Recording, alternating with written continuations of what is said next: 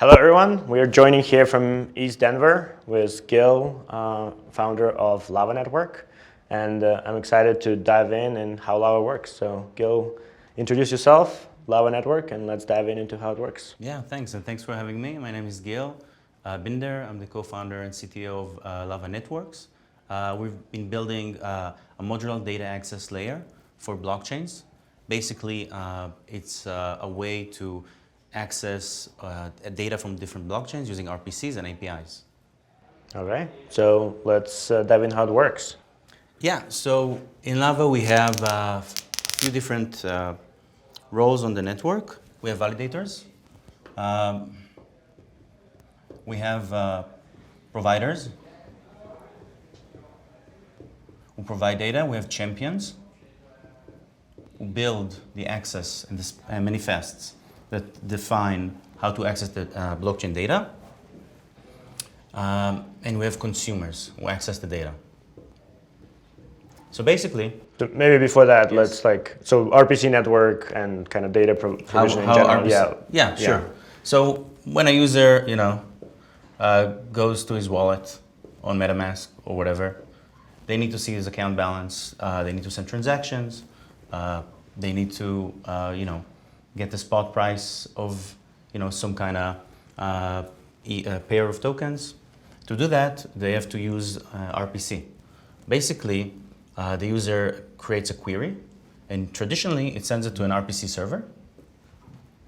An RPC server is usually just a full node of that blockchain that syncs with the other nodes on the blockchain. Let's say we have a lot of nodes. And the RPC node is connected and has a local state. It keeps progressing the blockchain, obviously, storing the local state, and then it retrieves the data for the user, executing his RPC, and returns, for example, the account balance. So this is the most basic usage of RPC. Mm-hmm. And so, okay. Yeah. So for the other data types, we can go into that later. Yeah, but this is the most basic usage. Yeah, you can also obviously index data on the back end, for example, to show like a graph. Mm-hmm. So the way it works in Lava is that we have basically a blockchain. The communication is still off-chain, so we've built a protocol, a blockchain, an off-chain protocol, and we also built a blockchain to coordinate all the nodes and everything like that. So when a consumer sends an RPC call in Lava, it sends it directly to the providers on Lava.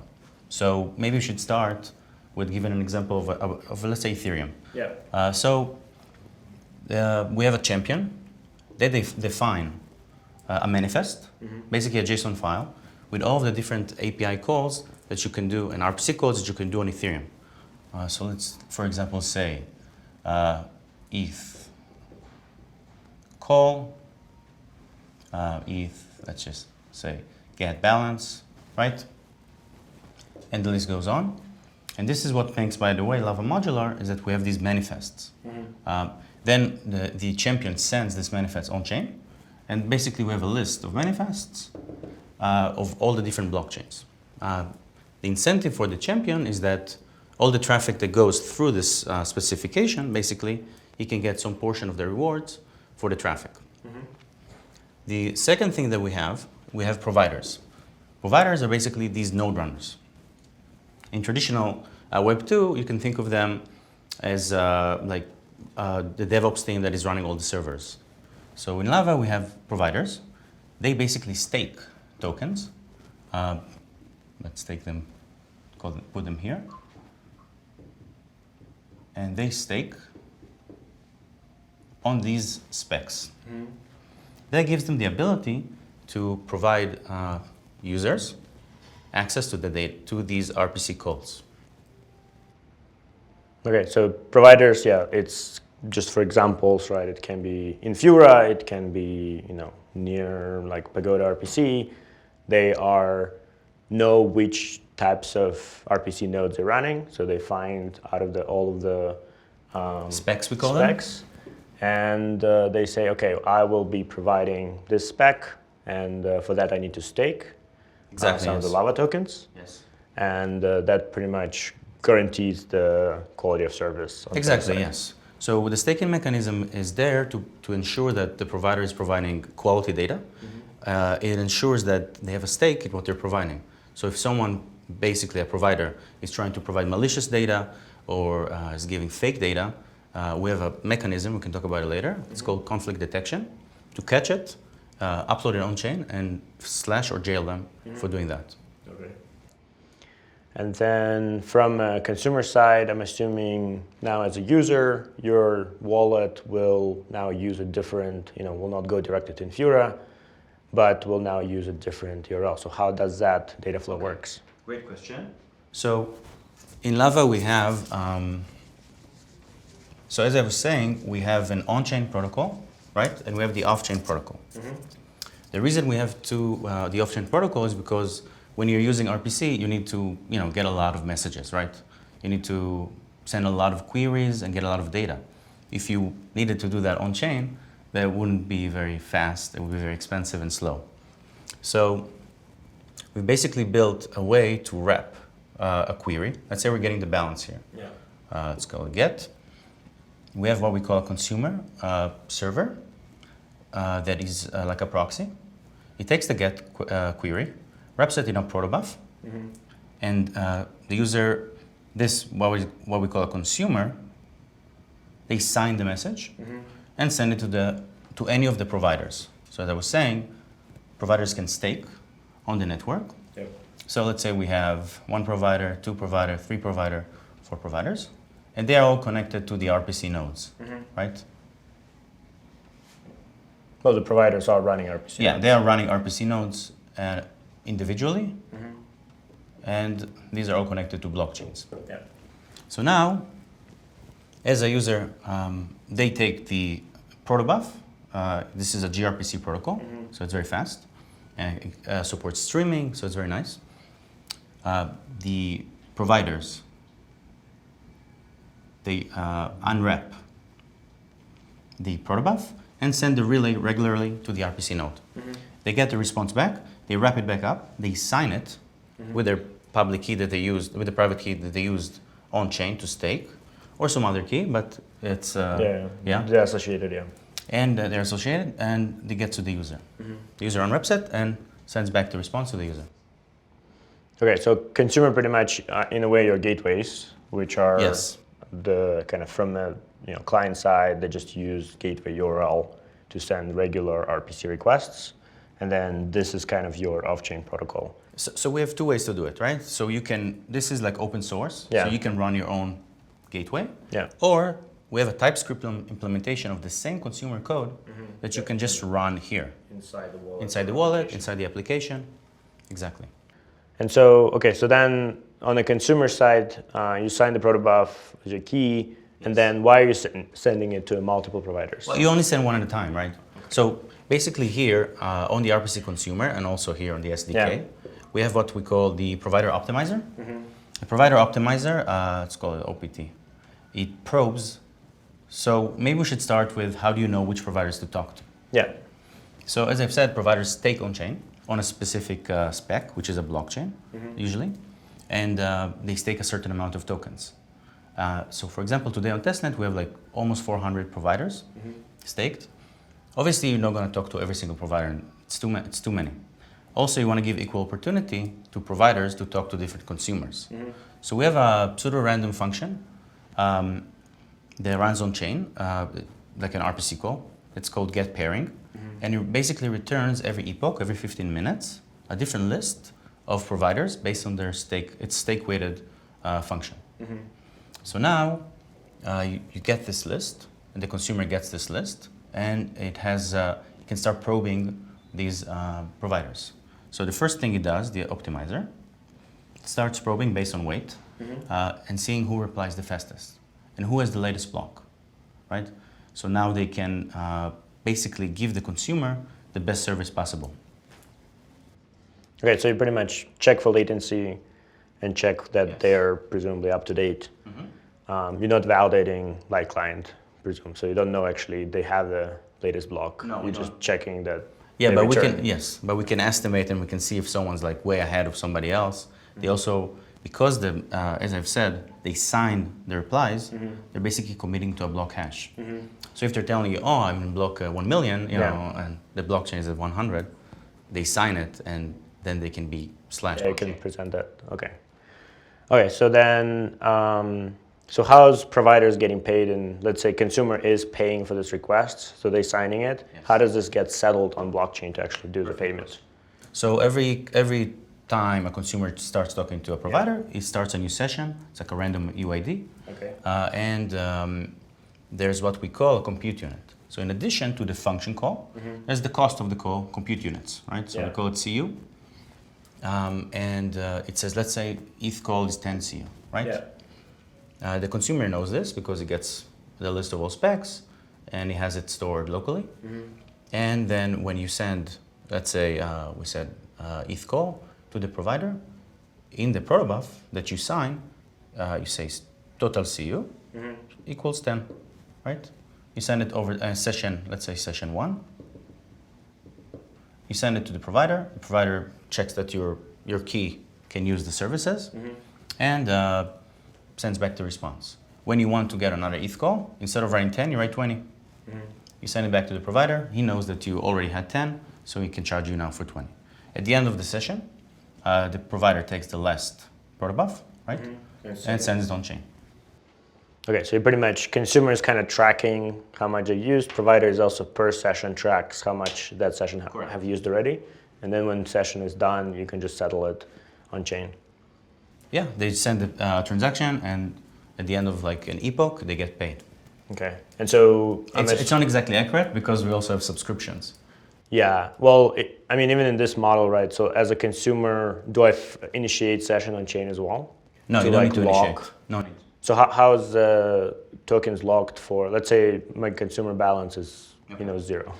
A great question. So initially we were thinking about how to solve this, and we said, instead of going for a pay-as-you-go model, which we had initially, let's go for subscriptions, on-chain subscriptions. So it's like a SaaS. The consumer goes on-chain, they buy a subscription for 30 days. The subscription defines how many CUs they have. Okay. And then every time you do a payment reward, you just withdraw from yes, exactly. All right, so you pretty much on-chain, you have somewhere like, you know, consumer 1 has, you know, like 1,000 CU budget, and, you know, it's like time to life is, you know, 28 days left, kind of thing. Exactly, yes. And then consumer need to just renew this with the transaction. He can buy for a whole year, or he can renew it. Okay, and so, okay, this is cool. How are you pricing this? That's a great question. So when we first started, we looked at all of the competitors trying to price it. So we put it in ChatGPT and got a good result. I think it's still too early to say. We're hitting mainnet next month, and I think the governance of the token will decide the pricing of the packages. This is all determined. All the packages on chain are determined by governance. Okay. So pretty much, I mean, there's like, I mean, for simplicity, there's some smart contract which says, you know, you call subscribe, you attach, you know, some amount of lava, and so that I mean, contract presumably is just your module in Cosmos SDK, right? It's a module in Go. Yeah. So you say like duration, and do you specify CUs, or it kind of duration gives you? So think about when you go to a SaaS website and you see like, oh, I'm getting I'm subscribing. 100 users, $10 per user. So it's the same thing on chain. Okay. Well, is there like another parameter which is like? The name of the index of the package that they're buying. Okay, there's the package index. Got it. Okay. So there's like some packages that governance defined, which is like 10,000 CUs, 100,000 CUs. And you have all these parameters as well. Like you can define how big is the pairing list. Is it like 5 providers, 10 providers? For enterprise, they might want to only talk to providers who are KYC'd or KYB'd, right? So in the enterprise package, they can specify which providers they want, for example. Okay. Cool. Okay, so from provider perspective, I come in, I say, hey, I'm running, you know, these 5 chains, so I'm stake on these 5 chains. The higher my stake is, the more I will get traffic, pretty much. Right. Yes. And then I'm pretty much running a Lava node which is kind of a front for receiving requests, and I route them to my RPC nodes.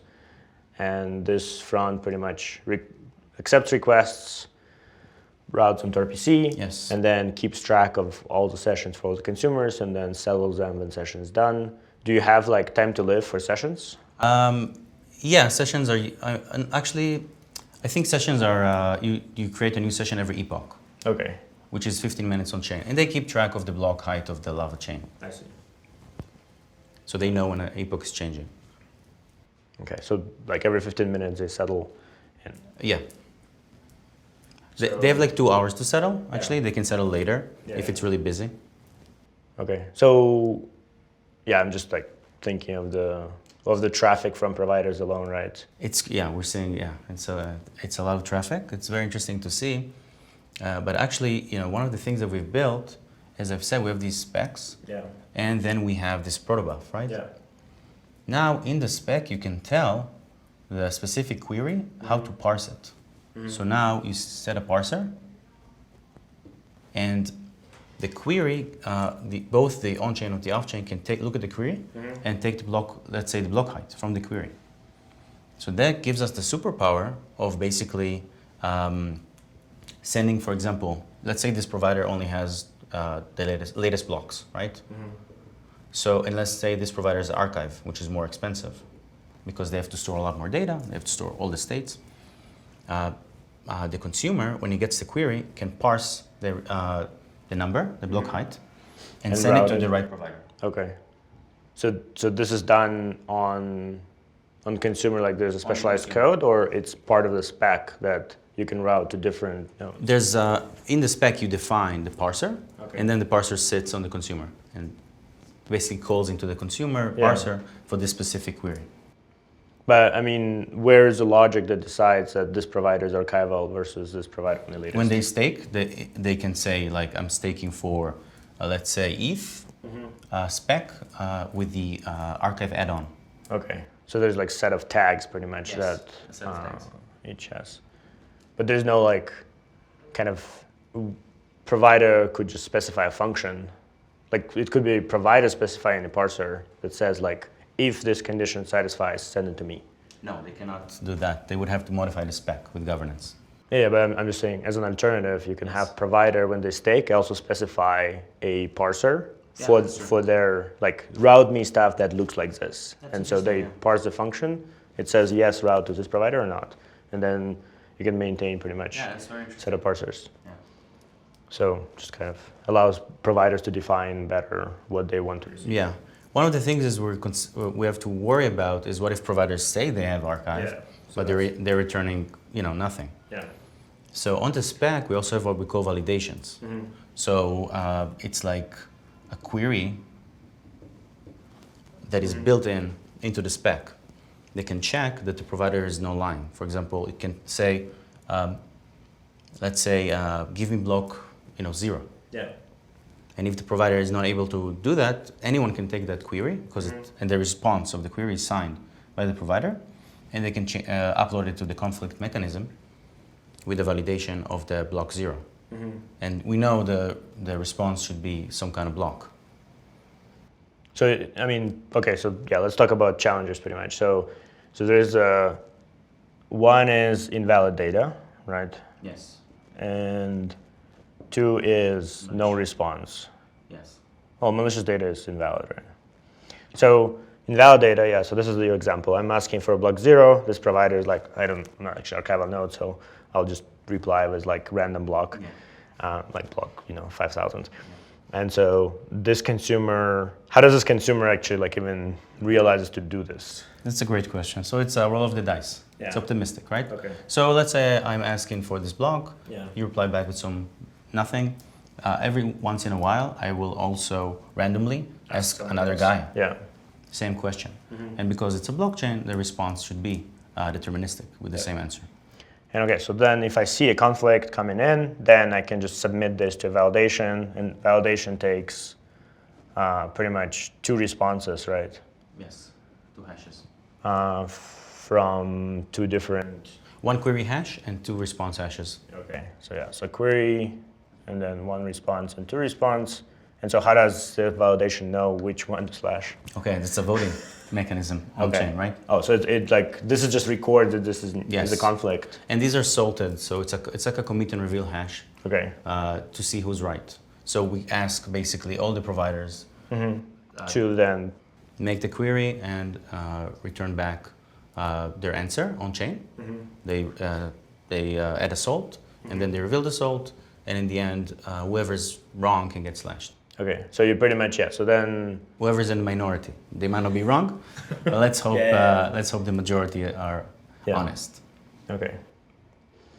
And because I mean the way to, well, we'll talk how to trick this, but so okay, so you pretty much launching this, and so is this has a time period when this validation happens? Yes, there's like a clock on how long you can do it for. And so what happens if there's not enough, like if providers didn't vote, or if there's not enough answers, they can get slashed. Like the providers can get slashed or jailed for not answering. Okay, so you're required, if there is a challenge on chain, you need to actually go and like in the future, we want to reduce the number. Right now, we just choose a random quorum, a stake weight. Okay. But in the future, we can make it more of like a jury mechanism. Okay. All right, so so this kicks off a process which runs for some T epochs, I'm assuming. Yeah. And then so you collect kind of responses from others, and you say it's commit reveal. So you collect hashes first, And salt, plus salt, and then they reveal it, and then you have pretty much whatever majority rules. Majority rules, exactly. Majority slashed. Well, slashed or jailed. Yeah. We don't want to slash usually because it's a very it's a drastic measure. Okay. And I think it's something we have to test and fine tune on mainnet, the exact parameters. Yeah. So far, I mean, if somebody keeps giving bad data, they should get slashed at some point. So then if there's no response, so as a consumer, I ask this, give me block 0, and just don't hear back. Yeah, so we glimpsed over a very important aspect, which is quality of service. Yeah. So we spoke about CUs, we spoke about the sessions, but also something we called, we have two types. We have passable quality of service, and we have excellence quality of service. These are two different ones. Passable is basically availability. Is this guy answering? Is this provider answering, or is it just timing out every single time? We have freshness, like where are you in the blockchain? Yeah. And we can actually also look into the future because we know that every block is, let's say, 12 seconds. And it's right here in the spec. So we know that, okay, most likely you're going to have this block in 6 seconds. You should have it. And we have latency, which is the easiest one. So this consumer basically, the passable is just 0 and 1s, averaged over time. So if this guy doesn't answer, you create this protobuf for him, and you just say 0 on the availability. Over time, when you talk to him, sometimes he answers, sometimes he doesn't. Maybe he's going to have 50% availability. When you end the session with him, you just basically send him this report card. So to get payment, he has to upload it on chain, and basically, he's not going to get. Let's say he did very badly. He's only going to get like 50% of the rewards, and not the whole 100. So you sending them report card. The user the collects. consumer Yes. sends a report card to provider, and provider needs to attach that to when it settles. Yes, correct. And so they would do that because they want to get paid. It's a subjective mechanism, right? Yeah, yeah. So if they get very bad service, they will send it to the provider. And if the provider sees that, I don't want to keep giving service to this user, then he can just stop. Okay, so yes, a few questions. So one is, I cannot send then, so let's say like user comes in, sends me like first request, I don't reply to it, and then I say, okay, session is closed with that one request. Yeah, they can do that. Okay. That's one of the, it's a trade-off, right? Yeah, so like you can lose a little bit. It's 10 CUs, but you generally have like hundreds of millions of CUs. Yeah, so it's not much, And then, so then like, I just, stop using this, presumably, if they don't reply to me, or if they reply like, intermittently. Yeah, like every 10% they drop, for example. I might move to somebody else. Okay. And then, like, so this report card, how's that enforced? Like By the consumer, it's what do you mean? Look, when do you send this report? As you go. Oh, like for every Yeah, request, it's like so it's just part of the protocol. yeah. And then, so when you submit it, it needs to have that report It has card. to have it, yes. Okay. And it's signed, yeah, so that report is signed by the It's signed consumer. by the consumer, correct. Yeah. Okay. So, yeah, so consumers can, yeah, potentially say like, oh, you haven't replied to me at all, and then provider will just like, okay, I'm not gonna maintain connection to this consumer. Exactly. If the consumer is like really, really malicious, Yeah. and he's trying to say, well, this guy is always, answering, Much, yeah. I'm just not gonna talk to you guys. Yeah. And Okay. Yeah, so pretty much provider maintains, blacklist of consumers they don't want to work with. yeah, but this is more effective for the excellence quality of service. Mm-hmm. This is actually like a 0 or 1. Yeah. So if you're under 200 millis, for example, and it's also in the spec, Yeah. then you get 1. If you're, but what if you're very, very fast? Mm-hmm. What if you're like 20 milliseconds? Yeah. How do you measure that? So this is what we have the excellence for. Mm-hmm. So the excellence is very similar, only it uses more objective numbers, objective scores. It's also included in the report. It goes on chain, but it actually affects future pairing. If you remember our pairing list, Yeah. it affects future pairing with these providers. Okay. So it's not just stake-based, it's also kind of excellence score. Yeah, so the excellence score is calculated into the provider, and then this is like a reputation. Yeah. And this is like a half-life situation where as the newer scores are more affect the overall score over time, and the older ones basically get reduce, decaying, they get decayed. Yes. Okay. So just like, weighted average pretty much Yes. over time. And so excellence score, how is that computed exactly? Again, by the consumer, let's say you have 20 milliseconds, Yeah. then you will actually write 20 milliseconds. Okay. And you can use this objectively against other providers. I see. But like, I mean, I'm assuming, let's say, as a provider, I have, like 100,000 consumers connecting to me. Yes. So I'm gonna send 100,000 like session closes, and I need to close how's that averaged out on chain across like 100,000? So it's a really good question. Hopefully it's not going to be 100,000. Usually the consumers are more like in the lower numbers. Well, if you assume it's an SDK and it's in a wallet. Yes, if it's an SDK, then the SDK will still have a session. You're right, and you're going to have to close it. For that, we're going to do aggregations on the provider side. Okay. We don't do them yet because we usually only have about 10 consumers who do all the traffic. Yeah. I mean, you have right now gateways, right? That people. And the gateway is mostly used, yes. Yeah. But yeah, in general, if we do want to become this decentralized, this will be on the user side. As soon as this scales, we will have the aggregations. We already have some research around it.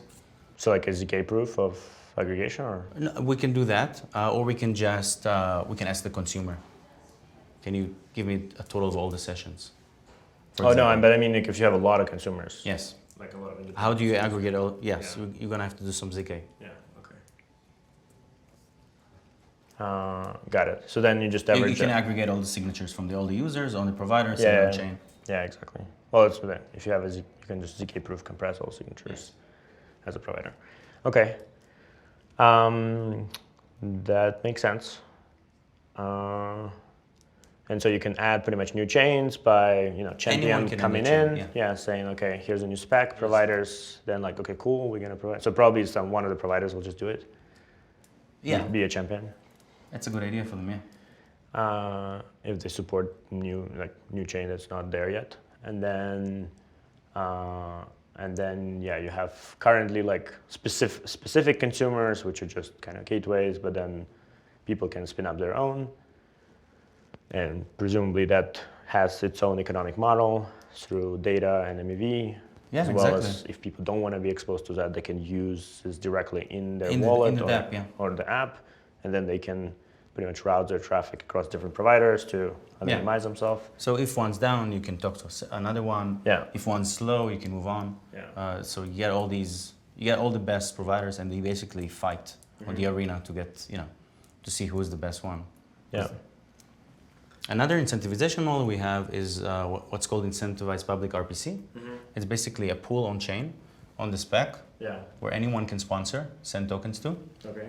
and define how long they're going to be distributed for. So let's say you send 100,000 tokens to this pool and say I want to distribute them over 10 months. So every month, this pool will distribute to providers as well.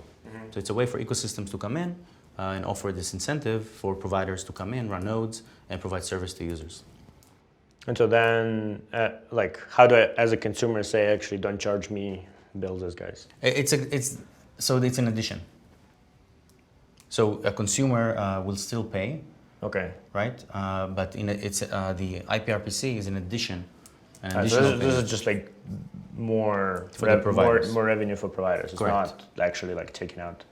And so, okay. So, but then your right now default gateway, like if I go to Lava right now and like set up, like I Yes. get the RPC URL that I can just use. Yeah, exactly. You That's get your, this like, is this. Yeah, It's your like it's labs. we have consumer. a subscription. Yeah. We have a subscription on chain Okay. that we bought, Yeah. and that is the private key that we use Yes. to sign all the requests. Okay. We have a few subscriptions, obviously, but Yeah, yeah.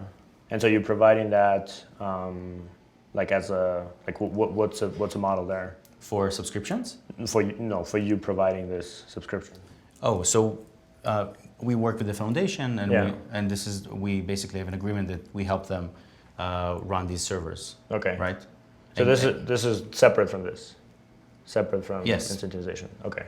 This goes directly to the Yeah, providers. on chain. that's what I was asking. Yeah. So you have separately say like, hey, we can set up a subscription Yes. for the ecosystem. Us or anybody who wants to be Yeah. a gateway on Lava Yeah. can do it. Okay. And through that, you say, okay, well now, up to this many CUs, and so like you have API key here. Yeah. That now you can actually rate limit on the consumer side, Correct. and then Correct. pretty much provide the service. Yes, these are usually dedicated subscriptions by governance. Yeah. They have a lot of CUs so that you can bring in free users. Yeah. Because if you look at if you look at Web2 type providers like Alchemy and Fura, they all have a free package. Yes. How do you do a free package in Web3? So we have this partnership, and basically we have the big whale subscription, and then we give them access. And IPRPC is another way to bring all these providers to give this free service. Okay. Cool. And then probably worth mentioning, like this doesn't need to be RPC, right? This can be like any indexer data. This can be like any API, pretty much anything that you can specify as a spec that you can have, to put the provider in front. Yes, correct. And so, I guess Anything that has deterministic data. yeah, right? deterministic data and like mostly reads, right? Although you do support. So reads, this makes sense for sending transactions. Yes. You send transaction here, you don't expect any response, right? You Directly. usually get a response from the RPC that is sending a transaction. Obviously, you don't know if it's included. Well, so that's my question. Like, how do there's no way for you to guarantee, or like just to slash, right, for the provider not sending. Correct. We don't have a way to do that. But what we do with a transaction is actually we usually spray them off to Just all the to all the providers. providers. The reason is the nonce issue. Yeah. So when you talk to, this is a stickiness issue, consistency issue. When you talk when you are trying to send a transaction, you have to get your nonce, right? Yeah. So my nonce is the account number on the blockchain. Let's say I'm one. Yeah. When I send a transaction, I have to send this number along my transaction. And then when I get a response back, I need to increase it +1. Yeah.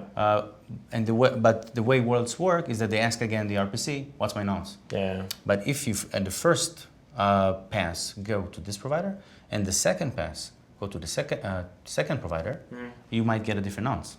Why? Because the first transaction was not yet included, or even if it was included, the second Didn't receive block RPC yet. maybe not received the block.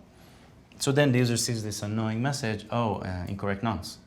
So one of the ways to solve, there's a few ways to solve it. One is stickiness, saying, okay, as soon as you send a transaction, we're going to stick you to this. The consumer can say, we're going to optimize and just stick you to this provider. The second way is just to send To everyone. to everyone. And that guarantees better execution, probably. Yeah. Okay. And then is sending transaction cost CUs as well? Yes. How are you charging? It's for very that? low, but it's very low. Okay. All right, that makes sense. And generally, if providers don't send the CUs, no one's gonna end up using the service, and they're not gonna get paid. Yeah. So we think of providers; they should be usually honest participants. Yeah. And like if they're not honest over time, they get so. Is there for me as a consumer to send it like, hey, I've been trying to use this provider, but they like Yes. they are like completely down. So like Inside this protobuf, we have something called reports, and if you are getting more reports from consumers over a few epochs, then you have served RPC to other users, you will get jailed. So basically, let's say I'm talking to you and there's a lot of reports. And these reports, you can send them in any protobuf to any provider. Okay. Okay, so you can send... Oh, so I can send like that, I report for provider 1, I can send it to provider 2. Yeah, I can say, oh, this is the report list, this guy is not answering. Yeah. So if the number of CUs over inside the reports if the number of CUs served over time is less than reports, okay. So yeah, exactly. So in theory... But there's like a multiplier there, yeah, obviously.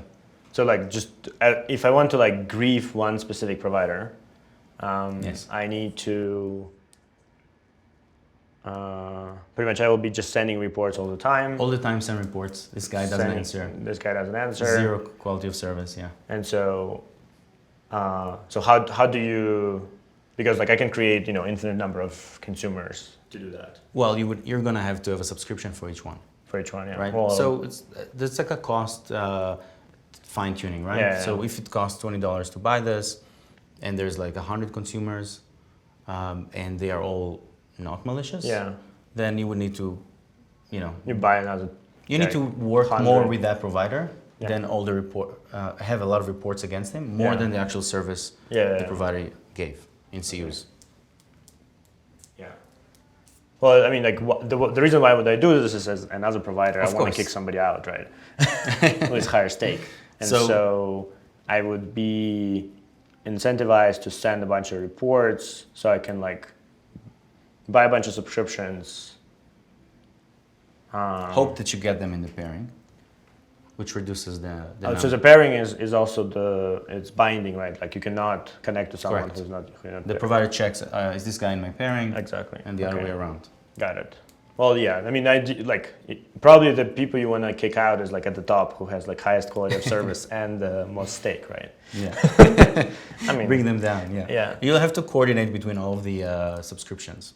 Or you need to get a bunch of subscriptions, for example, to do that. yeah, and but if it's in the top, it's unlikely that he's not going to be serving a lot of CUs to other users. Yeah. So it's unlikely that your report CUs is going to be enough to bring it Yeah. down. Yeah.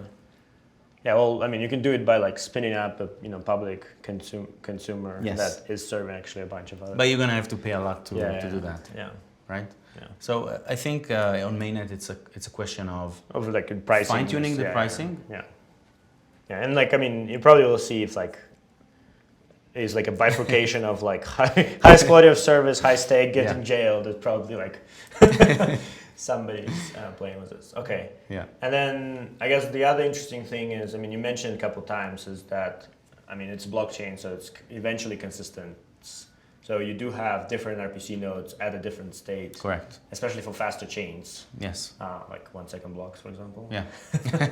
And so you do get actually different response from. Yes. So remember we were talking about the parser for each Yeah. call. Yeah. So when you do get latest on Lava, Yeah. we actually parse that, and the provider parses that, and it changes that to his latest block, and when he replies back, he shows you this is the RPC block that you got, and the consumer also keeps track of the destination blockchain block height, so that it knows, and he can also say, oh, if it's 1 second, it's been 5 seconds, it should be 105 Yeah. block. Yeah. So this is part of your like optimizer, pretty much. It's part of the optimizer, yes. There's like when a provider finishes talking, when he talks to a consumer, in his signature, there's also what's my latest block Okay. and block hash. Yeah. And this can be used against him, by the way, if he lies about it. Well, if he like gives completely wrong hash. Yeah, Or- if the block hash doesn't exist, it's like, yeah. But you cannot use it if like it's just stale. Yes, if it's stale, it's okay. The RPC consumer optimizer will probably not talk to you. Yeah, it'll just like stop. Yeah. I'm just like. The optimizer, you can set a few different strategies, right? Mhm. You can go for latency, you can go for freshness, Yeah. availability. Okay. Yeah, I'm just the direction of thinking was more like, can I pretty much spam with forks for RPC node to like try to get it to be slashed? I spam it with forks. Yeah, so like I'll create a fork on a chain, right? Yes. Which, you know, for some chains. I mean, not BFT. not anymore. Oh, yeah, BFT is fast finality. It's going to be tough, yeah. Well, you can create fork like, you know, in Solana, for example, Yeah. creating forks is super Yes. easy, right? And so I'll like be a peer-to-peer node for this Yes. RPC. I'll be sending these forks. They're running quicker. So when somebody like asking, right, it's not the final block, but Yeah, my slot is very high, yeah. and so people like pretty much get something that's like, you know, the main chain continues of Yeah. this. So they got like misinformation. This validator is not getting slashed because Yeah. it's like a valid fork.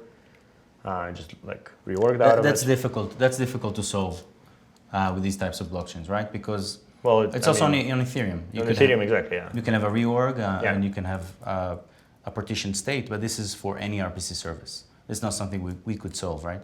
We just don't want to slash these Well, guys. I'm just saying, like, as a malicious actor who wants to bring a specific provider Yeah. down, I can like getting, you know. No, but if he provides a true block, like a block that is actually valid, it should not be slashed, right? But here it's a different question. It's a question of how many validators have voted for this slot, right? Well, that's what I'm saying. Nobody voted because I just produced this block and I never showed it to anyone except this node. Yeah, I know. I see what you're So saying. like that's what I'm saying. I'm griefing with the fork pretty much. Yeah, that's interesting. And I do this like every time I have a. So the question is like then the results would, because this is different state, right? So I mean, and this is RPC will rework like next second or next 12 seconds, but. So one thing that we could do that we have is that you can ask for a quorum from the consumer. So a consumer can say, I don't want a response if this is this type of blockchain where there's a lot of fork griefing. Yeah. I want to have a quorum of at least 2 responses or 3 responses before pushing it down back to the user. So this is one way to solve this. The other way is to look at what's the actual threshold, how many actual signatures are in this block, and ask that from the provider, from the RPC. Yeah. Well, that's just latency. Like that's when you're just waiting for finality. Yeah, I mean in Solana specifically, right? You can just like you're producing your own blocks in parallel, right? Yeah. Like you can be just in their valid. Yeah, Solana blocks. is one of the most difficult chains to provide RPC for. I'll just. Yeah. Yes. Okay. Cool. I mean, this all makes sense, and kind of provides a way to pretty much access decentralized pool of RPC providers. They can permissionlessly come in and participate. You can permissionlessly launch new networks, which is really cool, and new like APIs. One cool feature is that if you look at this SDK, Yeah. which is our actual final vision, is not to go through any gateway. Just use the SDK directly from the browser. You actually don't need any central server at all. Exactly. Yeah. You just load a list. From the blockchain, yeah. You don't need to talk to the blockchain. Well, to your blockchain. Yeah. So forget about Lava blockchain for 1 second. Okay. You produce a snapshot Yeah. of all the validators of Lava. Yeah. And they all have to provide service for Lava, Yeah. RPC. You create a snapshot every month. They are staked on this stake, and they can only unbond over 3 weeks or 4 weeks. And then you just load that file on your SDK. You can load it from a server. You can load it locally. You can create your own snapshot, and then you can just use this protocol, which already has the conflict detection, quality of service, to talk to Lava providers. RPC providers. We call it LOL, Lava over Lava. Okay. I see. Yeah. So I mean, and then ideally you have like a very cheap like client, like when validators rotate, that you can just update this. You just need. There's a few ways to do it. We're just doing this with a file, and we can ask the validators, the providers for Lava networks back. The unbonding time, we can make it like 6 months. Yeah, but I mean, I mean, like you can update the validator set here, right? You could also do that, yes. By just but then you querying need the validators and. But then you need to getting run proof. stuff. It's more. Well, it's just the signatures of validators set. Yeah. Of a new validator set. Yeah, you could do that. You can rely on some snapshot block, some height that you trust, Yeah. and update Exactly. the validator set based on signatures. Yeah.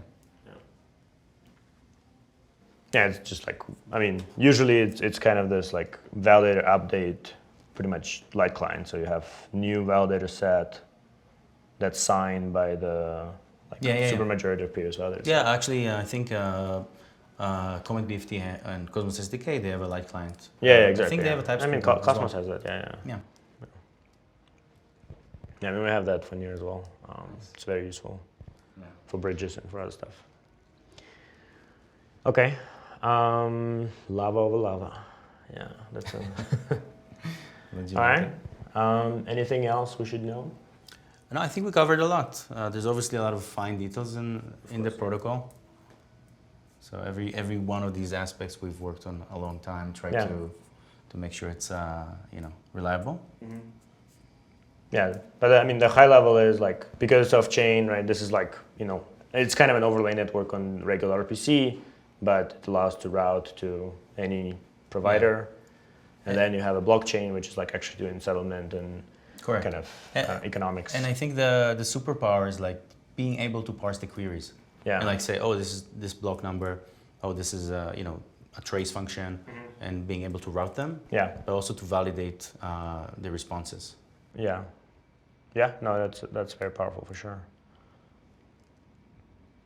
And yeah, I mean, I think like you can probably continue expanding this functionality to like consumers able to like reason more about like what providers do. Yeah.